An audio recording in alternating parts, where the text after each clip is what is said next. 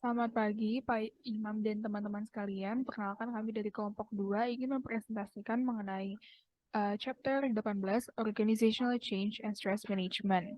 Kelompok kami terdiri dari saya sendiri, Febrina Jengimah, dan ada Ihsan Akil, juga Lorenza Udira. Nah, yang pertama kita akan mengenal lebih dahulu tentang perubahan atau change. Tidak ada perusahaan saat ini yang berada di lingkungan yang sangat stabil, bahkan perusahaan yang punya pangsa pasar dominan itu harus berubah. Pada bagian ini kita akan mengenal istilah change agents, yaitu orang yang bertindak sebagai katalisator dan memikul tanggung jawab untuk mengelola aktivitas perubahan. Sebelum melanjutkan ke bagian sebelumnya, kita akan mengenal lebih dahulu tentang faktor yang menyebabkan perubahan. Nah, jadi yang pertama itu ada nature of the workforce. Hampir setiap organisasi harus menyesuaikan diri dengan lingkungan multikultural, perubahan demografis, imigrasi, dan outsourcing. Pada saat ini kita juga bisa lihat contoh akibat-akibat dari faktor-faktor forces for change tadi. Nah, yang kedua, faktor kedua ada teknologi. Teknologi yang kian berkembang pesat terus mengubah pekerjaan dan organisasi. Lalu ada economic shocks. Jadi guncangan ekonomi juga berdampak besar pada organisasi. Selama resesi besar tahun sebelum-sebelumnya, jutaan pekerjaan hilang di seluruh dunia. Nilai rumah turun secara dramatis dan banyak perusahaan besar menghilang atau diakuisisi.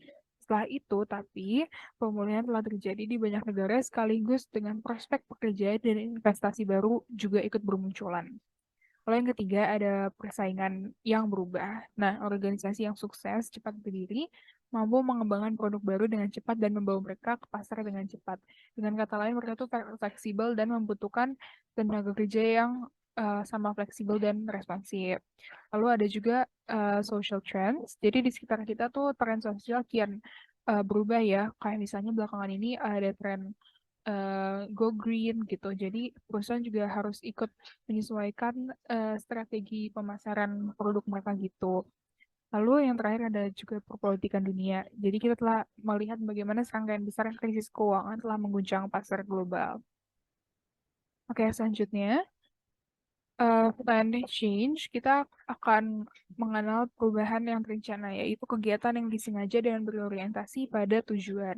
Apa aja sih tujuan seseorang itu merencanakan suatu perubahan. Nah, biasanya itu yang pertama adalah untuk meningkatkan kemampuan organisasi untuk beradaptasi dengan perubahan di lingkungannya.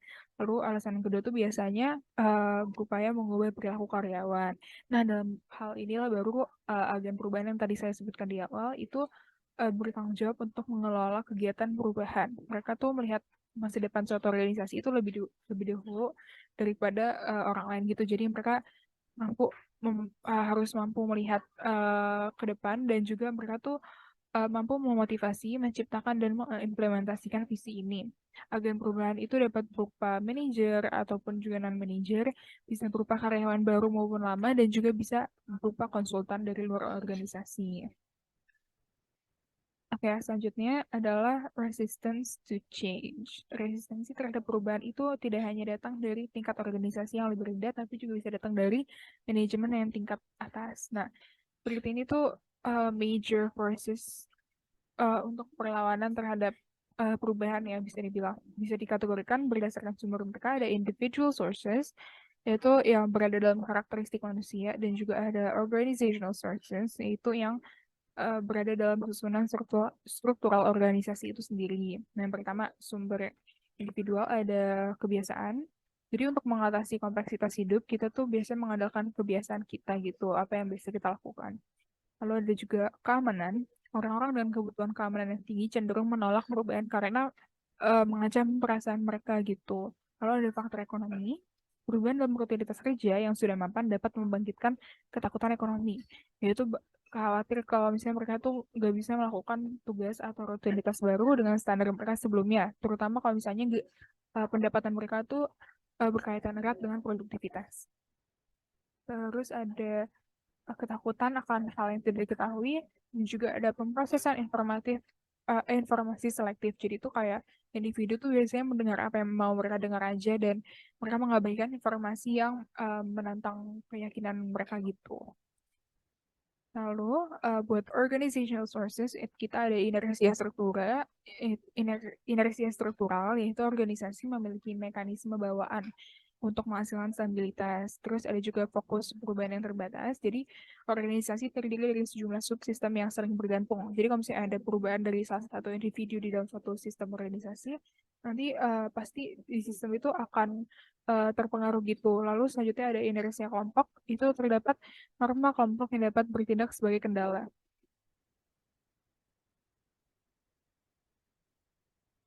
Ya. Lalu ada juga ancaman terhadap keahlian. Jadi perubahan pola organisasi dapat mengancam keahlian kelompok khusus. Lalu ada ancaman terhadap hubungan kekuasaan yang mapan. Jadi setiap redistribusi otoritas pengambilan keputusan dapat mengancam hubungan kekuasaan yang telah lama terjalin dalam organisasi. Perlu dicatat bahwa tidak semua perubahan itu baik adanya. Jadi kadang perubahan yang cepat dan transformasional itu memiliki risiko yang tinggi gitu. Sehingga inilah di mana tugas agen perubahan itu harus memikirkan implikasi penuhnya, harus strategi mereka ke depan harus bagaimana gitu.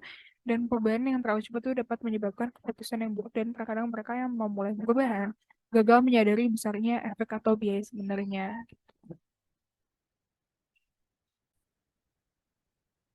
Oke, selanjutnya overcoming resistance to change. Kita akan mengetahui hal-hal yang bisa uh, mengatasi resistensi terhadap perubahan. Jadi ada 8 strategi.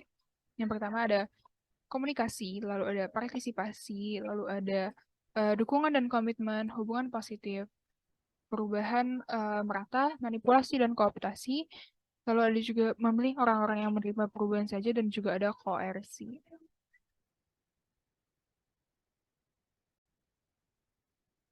Komunikasi. Jadi salah satu penelitian mengungkapkan perubahan yang paling efektif itu ketika sebuah perusahaan mengkomunikasikan alasan yang menyeimbangkan kepentingan seluruh stakeholders. Selanjutnya partisipasi, sulit untuk menolak keputusan perubahan di mana kita telah berpartisipasi dengan asumsi semua peserta memiliki keahlian untuk memberikan kontribusi yang berarti. Keterlibatan mereka dapat mengurangi resistensi, mendapatkan komitmen, dan meningkatkan kualitas keputusan perubahan. Lalu membangun dukungan dan komitmen. Ketika manajer atau karyawan memiliki komitmen emosional yang rendah untuk perubahan, mereka menolaknya dan mendukung status quo. Karyawan juga lebih menerima perubahan ketika mereka berkomitmen pada organisasi secara keseluruhan. Lalu mengembangkan hubungan positif. Orang-orang yang lebih bersedia menerima perubahan jika mereka mempercayai manajer yang menerapkannya. Lalu menerapkan perubahan secara adil atau merata. Keadilan prosedural sangat penting ketika karyawan menganggap suatu hasil sebagai negatif. Jadi sangat penting bagi karyawan untuk melihat alasan perubahan dan menganggap implementasinya konsisten dan adil. Lalu ada juga manipulasi dan kooptasi. Manipulasi itu mengacu pada upaya pengaruh terselubung, memutarbalikkan fakta untuk membuatnya lebih menarik, menahan informasi, menciptakan rumor palsu untuk membuat karyawannya menerima perubahan. Itu contoh manipulasi. Lalu untuk kooptasi di sisi lain, itu menggabungkan manipulasi dan partisipasi. Hal ini berusaha untuk memberi para pemimpin kelompok perlawanan dengan memberi mereka peran kunci, mencari saran mereka untuk tidak menemukan solusi yang lebih baik, tetapi untuk mendapatkan dukungan mereka semata. Lalu ada juga memilih orang yang menerima perubahan. Penelitian menunjukkan kemampuan untuk dengan mudah menerima dan beradaptasi dengan perubahan berkaitan dengan kepribadian. Lalu yang terakhir adalah koersi atau paksaan, yaitu penerapan ancaman langsung atau kekuatan kepada para penentang. Baik, selanjutnya saya akan melanjutkan mengenai LO 18.3, yaitu mengenai approaches to managing organizational change atau pendekatan dalam memanage perubahan dalam organisasi. Jadi yang pertama, terdapat teori yang bernama Kotter's 8-Step Plan, yaitu terdapat 8 step untuk manage perubahan dalam organisasi berdasarkan pendapat dari Kotter. Itu yang pertama, yaitu suatu organisasi dapat membangun rasa urgensi dengan menciptakan alasan kuat mengapa perubahan tersebut diperlukan. Dan juga yang kedua, suatu organisasi itu dapat membentuk koalisi dengan kekuatan yang cukup untuk memimpin perubahan. Yang ketiga, suatu organisasi dapat menciptakan visi baru untuk mengarahkan perubahan dan strategi pencapaian visi. Yang keempat, Suatu organisasi dapat mengkomunikasikan visi tersebut ke seluruh organisasi mereka. Lalu yang kelima, suatu organisasi dapat memberdayakan orang lain untuk bertindak berdasarkan visi dengan menghilangkan hambatan untuk berubah dan mendorong pengambilan risiko dan pemecahan masalah secara kreatif. Dan yang keenam, suatu organisasi dapat merencanakan, menciptakan, dan memberi penghargaan secara jangka pendek yang menggerakkan organisasi menuju visi-visi mereka yang baru tersebut. Yang ketujuh, suatu organisasi dapat mengkonsolidasikan perbaikan, menilai kembali perubahan, dan melakukan penyesuaian yang diperlakukan dalam program baru mereka. Dan yang terakhir, suatu organisasi itu dapat memperkuat perubahan dengan menunjukkan hubungan antara perilaku baru mereka dan juga kesuksesan organisasi. Lalu selanjutnya terdapat teori yang kedua yaitu Lewin's Three-Step Model.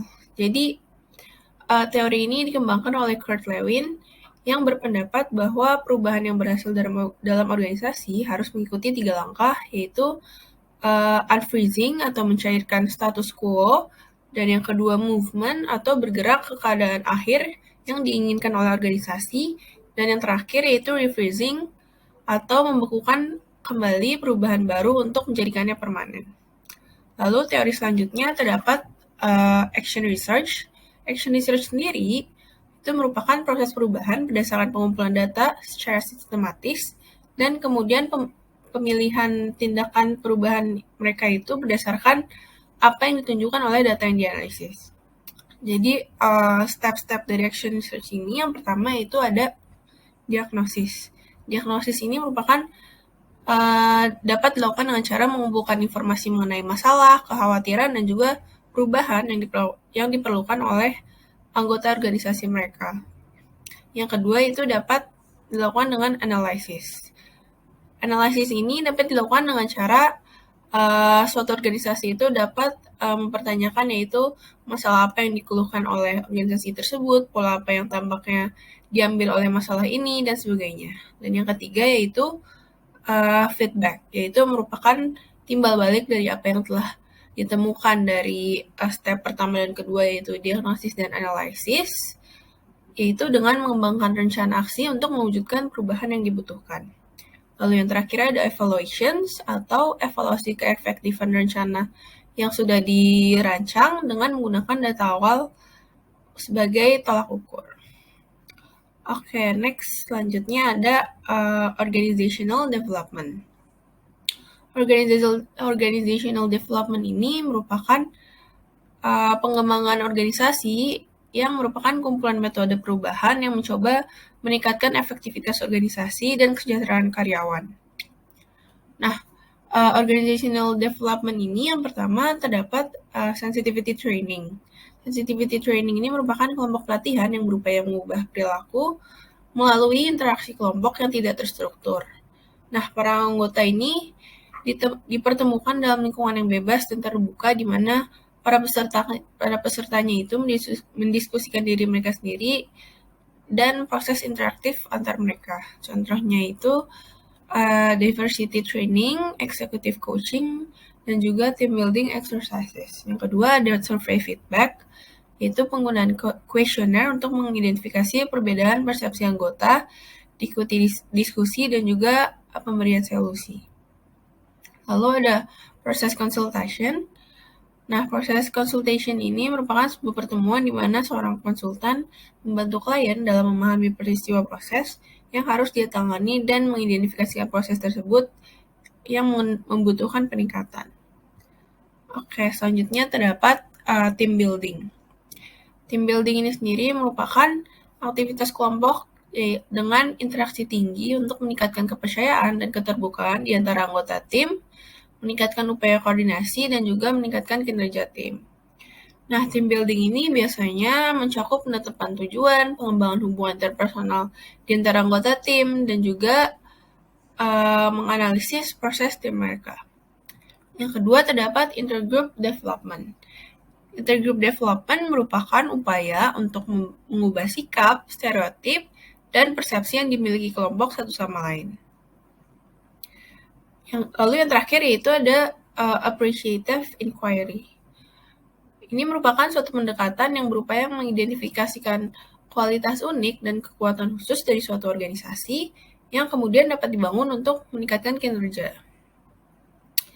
Jadi dalam pendekatan ini, daripada mereka mencari suatu masalah untuk diperbaiki, appreciative inquiry ini berusaha untuk mengidentifikasi kualitas unik dan kekuatan khusus organisasi yang dapat dibangun oleh anggota untuk meningkatkan kinerja mereka. Lalu kita masuk ke LO selanjutnya, yaitu 18.4 Creating a Culture for Change. Nah, dari yang sebelumnya kita udah banyak bahas mengenai bagaimana organisasi itu dapat beradaptasi dengan perubahan. Namun, baru-baru ini ada juga teori yang berfokus pada pendekatan yang lebih proaktif, yaitu bagaimana sih organisasi dapat merangkul perubahan yang ada dengan mengubah budaya mereka. Yang pertama, terdapat yang namanya managing paradox. Nah, dalam situasi paradoks ini, kita dituntut untuk menyeimbangkan ketegangan di berbagai arah tindakan. Terdapat proses konstan untuk menemukan titik keseimbangan dinamis di antara prioritas yang bergeser dari waktu ke waktu. Nah, teori paradoks utama ini dalam manajemen adalah bahwa tidak ada status optimal akhir bagi suatu organisasi. Jadi pelajaran pertama adalah bahwa ketika lingkungan dan anggota organisasi itu berubah, elemen yang berbeda menjadi kurang lebih penting. Misalnya, terkadang sebuah perusahaan itu perlu mengakui kesuksesan masa lalu dan mempelajari cara kerjanya. Sementara di lain waktu, melihat ke belakang hanya akan menghambat kemajuan dari organisasi atau perusahaan tersebut. Lalu cara yang kedua yaitu terdapat stimulating a culture of innovation. Nah, innovation sendiri ini merupakan jenis perubahan khusus diterapkan untuk memulai atau meningkatkan produk, proses, dan layanan maupun solusi yang lebih baik. Jadi, sources of innovation ini apa aja sih? Jadi, sources of innovation itu yang pertama ada struktur organik mempengaruhi inovasi secara positif. Karena mereka lebih rendah dalam diferensiasi vertikal, formalisasi, dan sentralisasi, organisasi organik ini memfasilitasi fleksibilitas, adaptasi, dan pemumpukan silang yang membuat adopsi inovasi ini menjadi lebih mudah. Yang kedua, sources of innovation, yaitu kepemilikan yang lama dalam manajemen dikaitkan dengan inovasi. Kepemilikan manajerial ini dapat memberikan legitimasi dan pengetahuan mengenai bagaimana menyelesaikan tugas dan mendapatkan hasil yang diinginkan melalui metode kreatif. Yang ketiga yaitu inovasi dipupuk ketika ada sumber daya yang kendur. Memiliki sumber daya yang melimpah memungkinkan organisasi mampu membeli dan mengembangkan inovasi. Dan yang keempat, source of innovation yaitu komunikasi antar unit tinggi dalam organisasi yang inovatif. Organisasi-organisasi ini adalah pengguna berat komite, gugus tugas, tim lintas fungsi, dan mekanisme lain yang memfasilitasi interaksi lintas departemen. Oke, selanjutnya ada context and innovation. Nah, organisasi yang inovatif ini cenderung memiliki budaya yang serupa. Mereka mendorong eksperimen dan menghargai keberhasilan dan kegagalan. Nah, sayangnya di banyak organisasi itu, orang diberi penghargaan karena tidak adanya kegagalan daripada kehadiran kesuksesan. Budaya seperti itu memadamkan pengambilan risiko dan inovasi. Lalu yang terakhir ada idea champion. Nah, idea champion ini merupakan individu yang melakukan inovasi dan secara aktif dan antusias mempromosikan ide dia, membangun dukungan, mengatasi resistensi, dan memastikan bahwa ide tersebut diimplementasikan. Jadi kalau dalam idea champion ini, terdapat satu orang yang memiliki banyak ide dan juga secara aktif mempromosikan ide tersebut. Lalu cara yang terakhir yaitu dapat dengan creating a learning organizational. Jadi sebuah organisasi dalam learning organization ini telah mengembangkan kapasitas terus-menerus untuk beradaptasi dan berubah. Nah, apa sih yang dapat dilakukan para manajer untuk menjadikan perusahaan mereka sebagai learning organization ini? Yaitu ada 3 cara, yaitu dengan Yang pertama dapat menetapkan strategi. Manajemen perlu membuat eksplisit komitmennya untuk perubahan, inovasi, dan perbaikan terus-menerus. Lalu yang kedua, suatu organisasi dapat mendesain ulang struktur organisasi. Struktur formal dapat menjadi penghalang serius untuk belajar. Meratakan struktur, menghilangkan atau menggabungkan departemen, dan meningkatkan penggunaan tim lintas fungsi, dan memperkuat saling ketergantungan, mengurangi batasan. Lalu yang terakhir, dalam managing learning ini, suatu organisasi itu dapat membentuk kembali budaya organisasi. Untuk menjadi learning organization, manajer harus menunjukkan melalui tindakan mereka bahwa mengambil risiko dan mengakui kegagalan itu merupakan hal yang diinginkan. Yang berarti bahwa memberi penghargaan kepada orang yang mengambil risiko dan membuat kesalahan merupakan sesuatu yang baik. Dan manajemen perlu mendorong konflik fungsional di organisasi mereka. Baik, selanjutnya akan dilanjutkan oleh teman saya.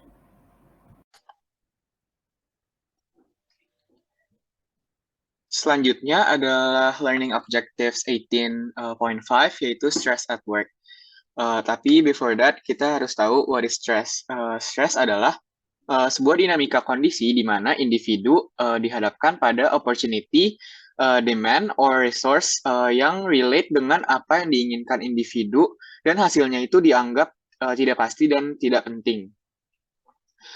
Stres biasanya dianggap dalam konteks negatif, tapi juga ternyata stres itu juga bisa memiliki positive impact. Nah, pada saat kita stres, tubuh kita tuh biasanya merespon terhadap kayak misalkan our nervous system itu sampai muscle yang tense for action, atau misalkan jadi pegel-pegel atau jadi kayak kita pusing gitu bawaannya. Nah, di saat inilah stres itu menawarkan potential gain. Misalkan atlet yang melalui rintangan, misalkan melalui banyak pemain lawan buat mencetak sebuah gol.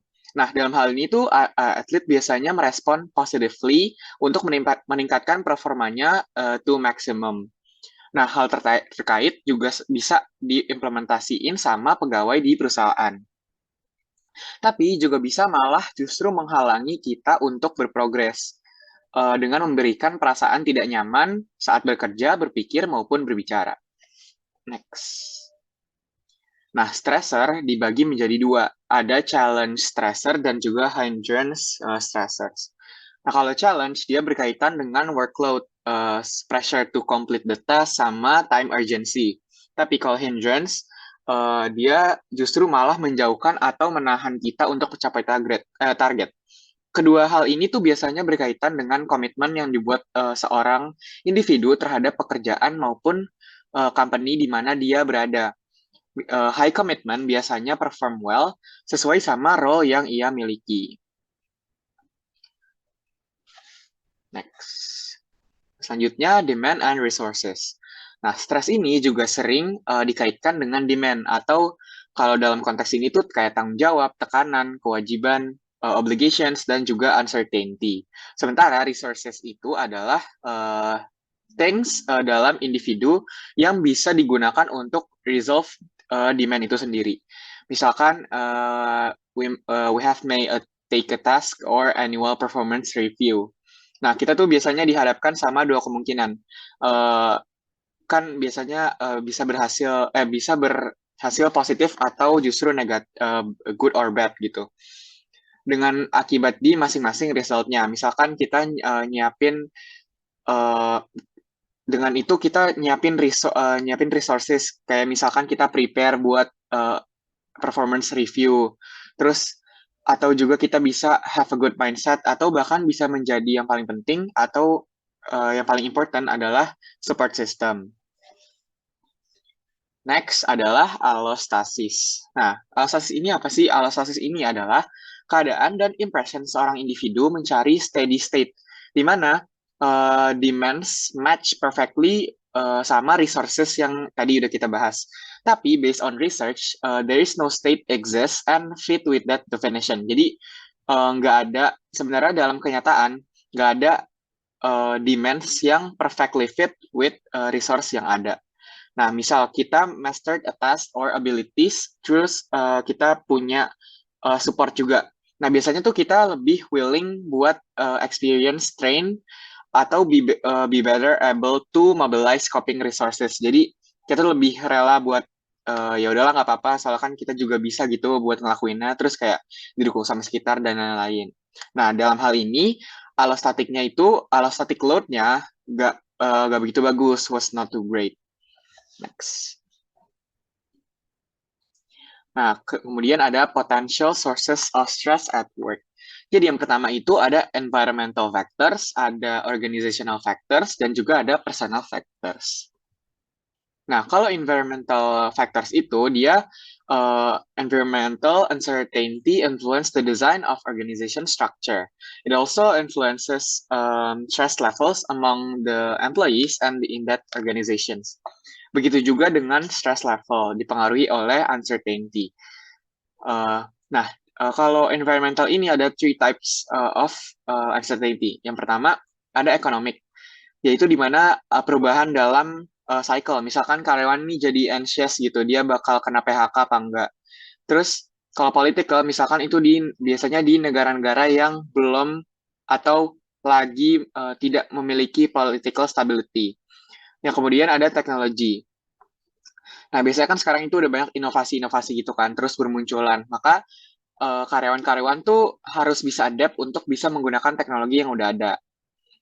Oke, next. Next, organizational factors. Nah, dalam organisasi pressure, untuk menyelesaikan sesuatu dengan waktu yang terbatas, work overload, a demanding and insensitive boss, and unpleasant coworkers dapat menjadi salah satu sumber stres. Nah, pertama nih ada task demands. Jadi ini tuh biasanya related to a person's job. Jadi misalkan kayak amount of work that should be done atau with looming deadlines. Jadi udah banyak kerjaannya, terus deadline-nya juga mepet. Terus role demands placed on a person as a function of the particular role there in organizations. Jadi misalkan kayak role conflicts, role overload, role ambiguity. But it would be great jika hal ini tuh bisa ditanggapi dengan proaktif atau dengan coping behaviors yang bagus gitu. Nah, selanjutnya ada interpersonal demands. Dia ini biasanya muncul atau created by other employees. Jadi misalkan kayak negative coworkers, supervisor behaviors yang kurang cocok, atau fights, bullying, incivility, racial, atau bahkan sexual harassment. Next. Nah, juga ada nih personal factors yang bisa menjadi sumber dari stres. Nah, biasanya tuh berhubungan sama personal life. Jadi kayak misalkan family issues sama personal economic. Kalau family issues tuh misalkan often closely related to work life conflict. Misalkan kayak lagi ada masalah sama keluarga atau sama biasa terutama sama keluarga sendiri. Nah, itu tuh biasanya sangat berpengaruh pada kinerjanya seorang individu karyawan. Next ada individual differences. Yang pertama itu ada perception. Nah, perception ini tuh biasanya moderate hubungan antara potential stress condition dan juga how employees react to it. Misalkan layoff bisa membuat karyawan kehilangan pekerjaan, tapi juga ada yang melihat layoff ini tuh sebagai peluang mereka untuk membuka bisnis. Jadi itu kan sangat bertolak belakang. Jadi tergantung persepsi mereka terhadap sebuah kondisi itu positif atau negatif. Kemudian ada juga job experience. Nah, pengalaman pekerja itu berhubungan terbalik dengan stres kerja. Biasanya orang yang bertahan lama di sebuah organisasi itu justru mereka yang punya ciri-ciri lebih tahan stres atau mereka yang lebih tahan terhadap karakteristik stres organisasi. Jadi biasanya tuh anggota-anggota yang senior itu atau misalkan yang udah tinggi-tinggi itu justru tuh lebih mungkin untuk beradaptasi sepenuhnya dan akan mengalami sedikit stres karena mereka udah punya coping behaviors tadi yang udah cocok atau mereka tuh udah bisa handle gitu tentang stres yang akan datang ke depannya. Terus next ada social support. Nah, yang tadi udah dijelasin, menurut based on research, social support ini penting dan juga bisa mengurangi stres dan kemudian ada personality traits. Nah, ya ini sangat berhubungan sama stres dan relate to workaholics people. Nah, tapi kita juga harus bedain mana workaholics, mana yang emang dia work person aja.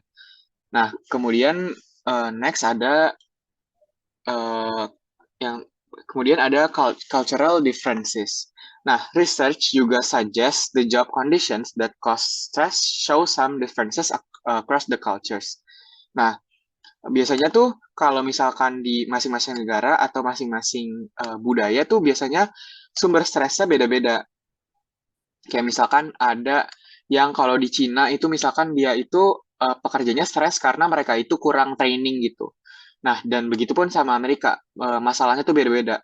Nah, tapi walaupun beda-beda, tapi stres itu equally bad for employees of all cultures gitu. Jadi mau apapun sebab stresnya, stres itu tetap kalau berlebihan gak bagus buat pekerja.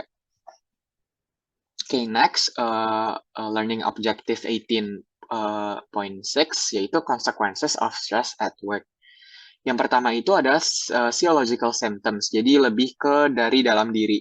Jadi most of research juga biasa tuh nelitinya tentang pengaruh stres terhadap physiological gitu.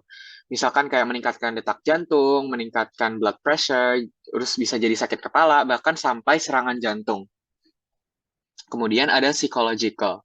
Nah, stress show itself dari instance tension, anxiety, irritability, boredom, sama procrastination. Berhubungan langsung dengan kendali seseorang terhadap kecepatan kerja mereka. Jadi kalau ini tuh lebih ke fisik, misalkan jadi cepet capek atau enggak ngerasanya capek banget tapi sebenarnya kerjaannya progresnya baru dikit gitu. Terus kemudian ada behavioral symptoms. Dia ini mencakup perubahan produktivitas, ketidakhadiran dan pergantian, serta perubahan kebiasaan makan, peningkatan merokok atau konsumsi alkohol, bicara cepat, gelisah, dan gangguan tidur. Jadi kalau ini tuh lebih ke perilaku. Jadi kalau yang tadi physiological itu dia lebih dari dalam diri, kayak misalkan dari detak jantung dan lain-lain. Kalau psychological itu dari kayak misalkan how we act, kayak misalkan tadi tension, anxiety dan lain-lain. Kalau ini tuh lebih ke behavioral kita, misalkan karena stres jadi gak hadir, terus jadi kayak kalau mungkin jadi perubahan kebiasaan makan, terus dan lain-lain. Kemudian ada the proposed inverted U relationship between stress and job performance. Nah, jadi kayak kita bisa lihat di sini, jadi ada hubungan antara performance kita sama stres dan juga tingkat stresnya. Jadi kalau misalkan kita stresnya itu di tingkat rendah dan maka performance kita itu juga rendah. Tapi di at one point ketika stres itu di takaran yang tepat, maka performance itu bisa maksimal gitu, ada di tingkat maksimal. Tapi kalau ketika stresnya udah berlebihan, maka performanya juga ikut turun sampai kalau misalkan maksudnya udah stresnya udah stres banget, maka nanti akan kembali ke titik low di mana stresnya juga low. Jadi maintaining the stress itu juga penting untuk performa kita. Jadi apa ya, untuk kita eager buat ngerjain deadline atau eager buat nyelesain sesuatu itu perlu stressors yang tadi udah saya jelaskan gitu. Oke, selanjutnya untuk 18 Learning Objective 18.7 Managing Stress akan dijelaskan oleh teman saya. Terima kasih.